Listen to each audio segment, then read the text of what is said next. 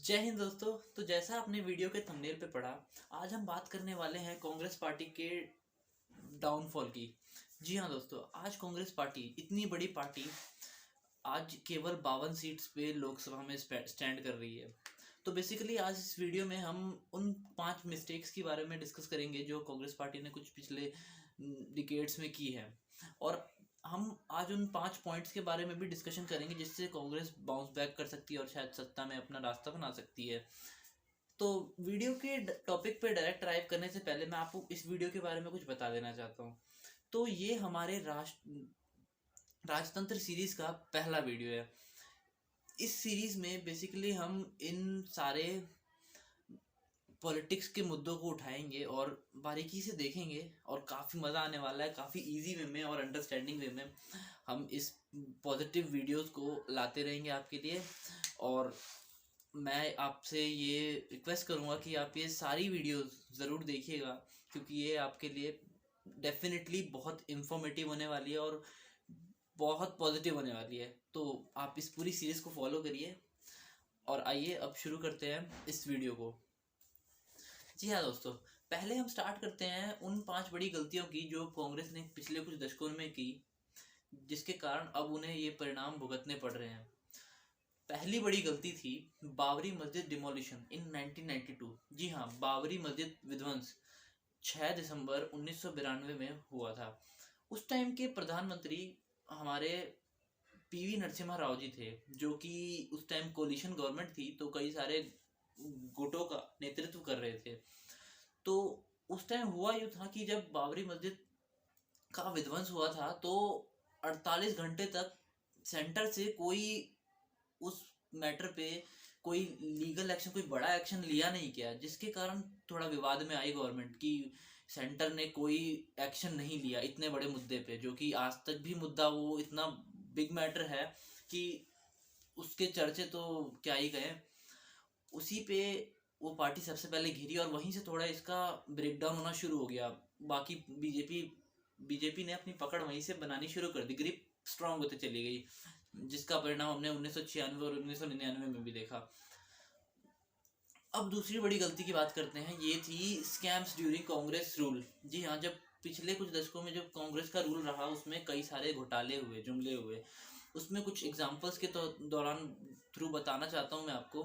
एक घोटाला था आपका 2G घोटाला। जी हाँ, 2008 में जो हुआ था, कई लाख करोड़ का घोटाला था वो, बहुत बड़ा घोटाला। उसने जाहिर सी बात है कांग्रेस की हालत थोड़ी पस्ती कर दी थी, क्योंकि उस टाइम पे कांग्रेस की सरकार थी सेंटर में और वो बहुत बड़ा घोटाला था। एक घोटाला आपका 2010 कॉमनवेल्थ घोटाला था, उसमें भी बहुत घोटाले हुए, मतलब उसमें तो हद ही पार कर दी थी।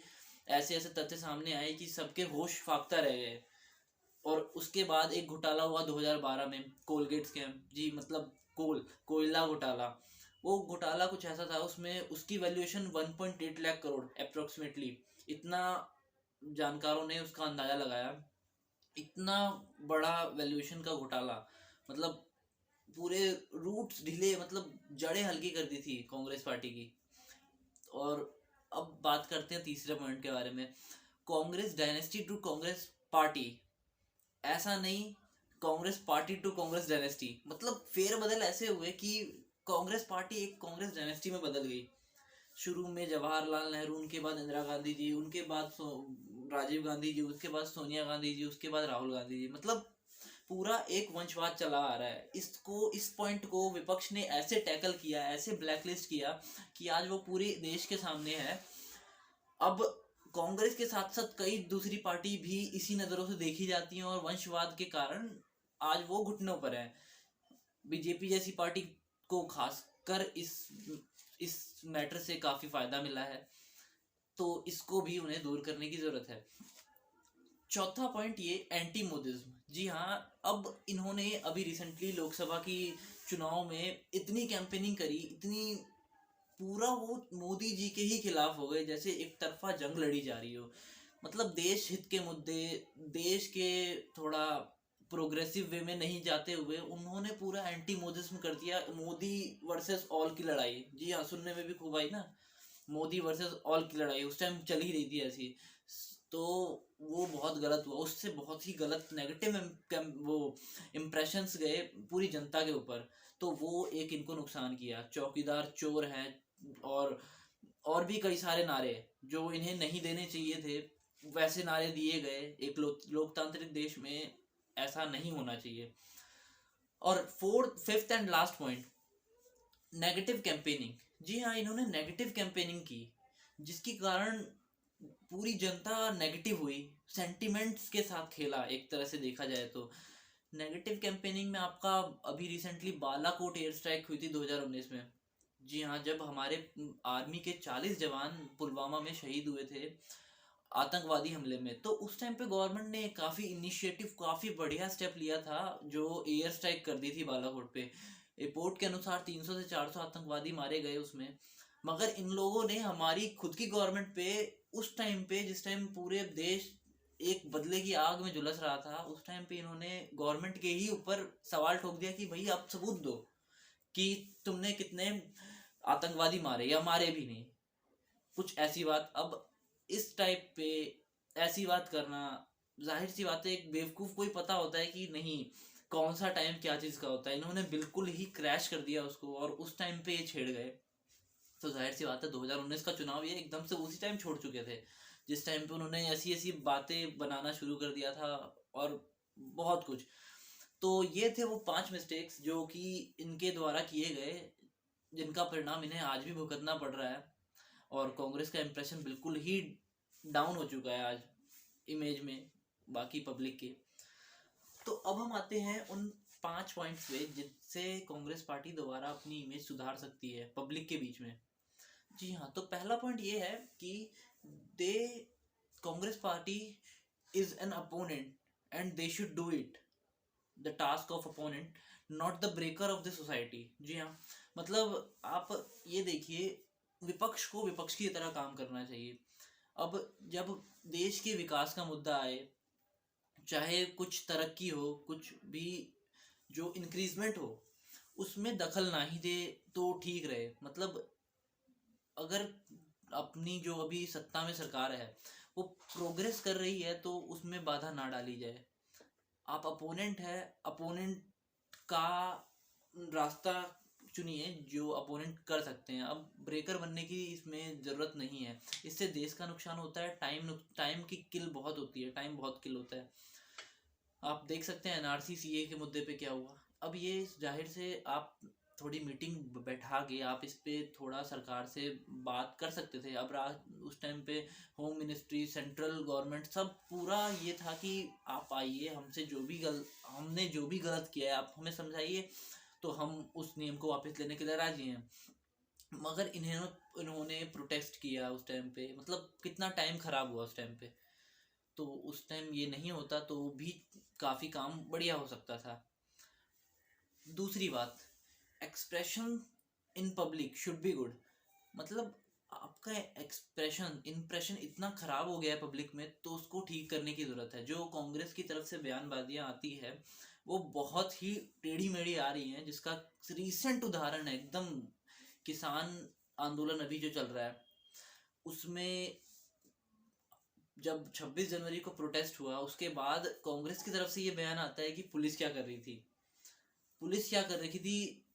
पुलिस ने क्या किया जो वो लाल किले तक घुस गए। अब यहाँ पे ये बयान नहीं बनता था। पुलिस ने अपना काम किया, पूरे हार्टली काम किया है। 26 जनवरी छुट्टी के दिन भी पुलिस उठ के आती है केवल हमारी सिक्योरिटी के लिए, और आप उस दिन उनको ऐसा बोल के डिमोरलाइज करिएगा कि पुलिस ने क्या किया, तो ये तो जाहिर सी बात है गलत है। अब पब्लिक पे इसका एक्सप्रेशन क्या जाएगा। मतलब किसान नेताओं की जो बनती थी उन्होंने नहीं किया तो आपने उनको नहीं कुछ बोला। पुलिस को आर्ग्यू करना तो एक गलत बात थी। तो इस पे सुधार होना चाहिए कि कुछ भी अंट बयानबाजियां नहीं आनी चाहिए कांग्रेस की तरफ से। आप एक बहुत बड़ी पार्टी है जिसको ये डिजर्व नहीं करते आप। थर्ड थिंग कि maintain the internal arguments inside the party. मतलब जो इंटरनल मैटर है आप इंटरनली पार्टी की फाउंडेशन बढ़ाइए, पार्टी की फाउंडेशन स्ट्रॉन्ग करिए। अब आपने देखा कि 2018 में प्रियंका गांधी आई, उन्हें पार्टी का जनरल सेक्रेटरी बना दिया गया, जबकि इतने सारे वर्कर, इतने सारे हार्ड वर्किंग वर्कर जो डिजर्व करते थे, उनको दरकिनार करते हुए इन्हें सेक्रेटरी, जनरल सेक्रेटरी बना दिया गया। तो इससे बड़ी बात और क्या हो सकती है? अपनी पार्टी के मेंबर्स को खुद से डिमोरलाइज करने का इससे बड़ा एग्जाम्पल तो नहीं हो सकता। क्योंकि जो मेहनत कर रहा है किसी पोस्ट के लिए, किसी इंक्रीमेंट के लिए, तो पार्टी को उसे देना चाहिए। अब आपने प्रियंका गांधी फिर से वंशवाद का मुद्दा लाके खड़ा कर दिया, वो तो वहीं गिर गई, वहीं खत्म हो गया उनका रोल। कितना इम्पैक्ट डाल पाती? नहीं डाल पाती। और उसी के जगह अगर आपका कोई हार्ड वर्किंग कोई बंदा, आप उसको उठा के सोसाइटी का डालते तो इम्पैक्ट शायद बनता, उससे बन सकता था। तो इस पे आपको थोड़ा ध्यान देना पड़ेगा। अंदर जो मेहनत कर रहे हैं हार्ड वर्किंग आपके नेता जितने भी बने बटे हैं अभी, तो उन पे फोकस किया जाए, उनको मोटिवेट किया जाए टाइम टाइम पे इंक्रीमेंट देके। फोर्थ पॉइंट ये है कि अगर आप मतलब अब जो प्रेसिडेंट बनेगा पार्टी का, वो कांग्रेस का ना हो। क्योंकि अब तो आपने देख ही लिया, और एक प्रॉपर डेमोक्रेटिक फंक्शंस के थ्रू, इलेक्शंस के अनसाइड पार्टी इलेक्शन, उसके थ्रू आप चूज कर सकते हैं कौन बढ़िया इलेक्शन। आपके पास और भी कई नेता है, कई बढ़िया बढ़िया नेता है, कोई दिक्कत नहीं। तो आपके पास जाहिर बात है किसी बात उनकी कमी नहीं है, टैलेंट की कमी नहीं है, आपके खेमे में है कई सारे नेता जो कि इस कमान को संभाल सकते हैं, वो भी काफ़ी बढ़िया ढंग से। तो आप एक ये इलेक्शन करवा के अंदर इनसाइड पार्टी आप उनको चूज कर सकते हैं और काफ़ी बढ़िया निर्णय ले सकते हैं अपने तौर, जिससे पब्लिक पे भी काफ़ी बढ़िया इफेक्ट जाए, इम्पैक्ट जाए, और पार्टी दोबारा रीऑर्गेनाइज हो सके। The last point is focus on that state which are presently ruled by Congress. जी हाँ, जो स्टेट्स अभी प्रेजेंट में कांग्रेस द्वारा चलाए जा रहे हैं, जहाँ कांग्रेस की सरकार है, 6 स्टेट्स हैं ऐसे, वहाँ पे आप एकदम इम्पैक्टफुल वर्क करिए, on the front, on the soil आप वर्क करिए, उस पर जो दिखे लोगों को, थोड़ी इमेज बननी शुरू हो जाएगी, जिससे आप करिए। बीच में राहुल गांधी ने खूब जोर डाला, खूब एकदम कुट गए वहाँ 2018-19 में, तो उन्होंने 4 स्टेट्स जीत के दिखाए थे। वो टाइम अभी भी याद है, काफ़ी बढ़िया। उस टाइम पे तो वाकई लग रहा था कि हाँ मेहनत रंग ला रही है। मगर बाद में थोड़ा नेगेटिव कैंपेनिंग और भी कई सारे रीजंस की वजह से पार्टी डाउनफॉल कर गई लोकसभा चुनाव में। तो आप ये कर सकते हैं कि आप जो अभी आपके शासित प्रदेश हैं उन पे आप काम कर सकते हैं, वो भी बढ़िया तरीके से, जाकि लोगों को एक भरोसा उठना पैदा हो जाए कि आपको वो दोबारा वोट करें। तो इससे भी काफ़ी फर्क पड़ेगा। तो ये थे हमारे 5 पॉइंट्स जिससे कांग्रेस दोबारा बाउंस बैक कर सकती है। तो फ्रेंड्स, अब आप अपना कमेंट से ज़रूर बताएं कि इसमें और क्या नेगेटिव पॉइंट्स या फिर पॉजिटिव पॉइंट्स जुड़ सकते थे। मेरे को पढ़ के काफ़ी अच्छा लगेगा। मैं ज़रूर रिप्लाई भी करूँगा आपका, जो मेरे को पसंद आएगा। और ये वीडियो स्टूडेंट्स तक जरूर पहुंचाए। राजतंत्र की जितनी भी वीडियो हैं इसको स्टूडेंट्स तक जरूर पहुंचाए, क्योंकि ये स्टूडेंट्स के लिए बहुत इन्फॉर्मेटिव वीडियो है। और एक स्टूडेंट को भी पॉलिटिक्स में इंटरेस्ट रखना बहुत ज़रूरी है, क्योंकि ओवरऑल फ्यूचर तो हमारा वही है। अगर पॉलिटिक्स अच्छी होगी तो हमारा डेवलपमेंट भी डेफिनेटली अच्छा ही होगा। अगर हमारा जड़ ही कमज़ोर रहेगी तो दिक्कत तो आगे आएगी। तो ये स्टूडेंट तक पहुंचाइए। 14+ कोई दिक्कत नहीं है, 14 से प्लस एज ग्रुप के स्टूडेंट्स को जरूर इसमें रुचि लेनी चाहिए। काफ़ी इन्फॉर्मेटिव है, आपको डेफिनेटली हेल्प ही करेगी। तो ठीक है फ्रेंड, जय हिंद।